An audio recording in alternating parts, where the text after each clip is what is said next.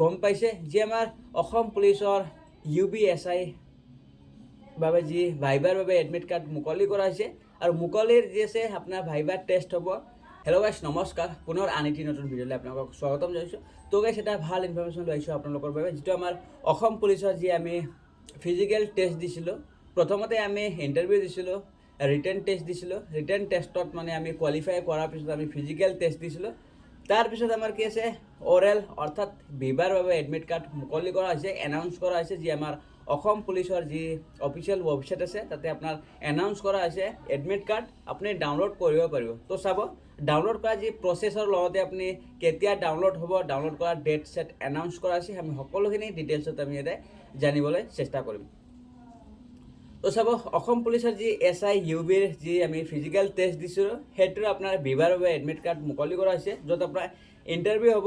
Interview যি oral আৰু viva ভইচৰ বাবে যি এডমিট কাৰ্ড মুকলি হৈছে 28 তাৰিখ, অহা কাইলৈ আপুনি 11টা বজাত আপুনি ডাউনলোড কৰিব পাৰিব ভাইভাৰ বাবে এডমিট কাৰ্ড। ঠিক আছে, অহা কাইলৈৰ পৰা আপুনি 11টা বজাৰ পিছৰ পৰা এডমিট কাৰ্ড ডাউনলোড কৰিব পাৰিব, বুজি পাইছে। আৰু লগত চাব, ইণ্টাৰভিউ হ'ব আপোনাৰ অৰেল আৰু ভাইভা হ'ব। টোটেল পোষ্ট আছিলে আমাৰ 144টা যি UBSIৰ বাবে যি পোষ্ট আছিলে যেতিয়া আমি এপ্লিকেশ্যন ষ্টাৰ্ট কৰিছোঁ অনলাইন যোগে।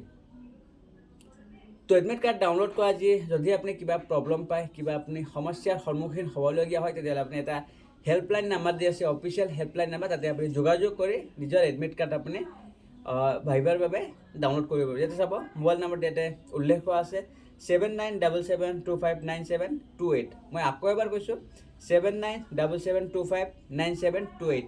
এই যি নাম্বাৰ দিয়া আছে তাতে আপুনি যদিহে এডমিট কাৰ্ড ডাউনলোড কৰিবলৈ অহাকালি আপুনি যদি ডাউনলোড নহয়, ডাউনলোড কৰাত কিবা এটা প্ৰব্লেম পায়, তেতিয়াহ'লে আপুনি ডাইৰেক্টলি এই অফিচিয়েল নাম্বাৰত আপুনি কল কৰি ডাউনলোড কৰাৰ বাবে ট্ৰাই কৰিব পাৰিব, অৰ্থাৎ ডাউনলোড হৈ যাব যদি আপুনি এই নাম্বাৰত কল কৰে। ভাইভা ভইচ যি ডেট আছে, আপোনাৰ ভাইভা দিয়াৰ যি ডেট আছে, ডেটো এনাউন্স কৰা হৈছে, যিটো আমাৰ 2/4/2025 চনত, অৰ্থাৎ এপ্ৰিলৰ 2 তাৰিখে আপোনাৰ ভাইভা হ'ব আছাম পুলিচ বেটেলিয়ন কাহিলীপাৰা। ঠিক আছে, ইয়াতে চাব, 4th আছাম পুলিচ বেটেলিয়ন কাহিলীপাৰাত হ'ব আপোনাৰ। গম পাইছে যে আমাৰ অসম পুলিচৰ UBSI বাবে যি ভাইভাৰ বাবে এডমিট কাৰ্ড মুকলি কৰা হৈছে আৰু মুকলিৰ যি আছে আপোনাৰ ভাইভাৰ টেষ্ট হ'ব 2 তাৰিখে হ'ব। অহা মাহৰ 2/4/2025 চনত আপোনাৰ ভাইভাৰ টেষ্ট হ'বলৈ যে আছে, যিটো আপুনি অহা কাইলৈ আপুনি 11টা বজাৰ পৰা আপুনি এডমিট কাৰ্ড ডাউনলোড কৰিব পাৰিব।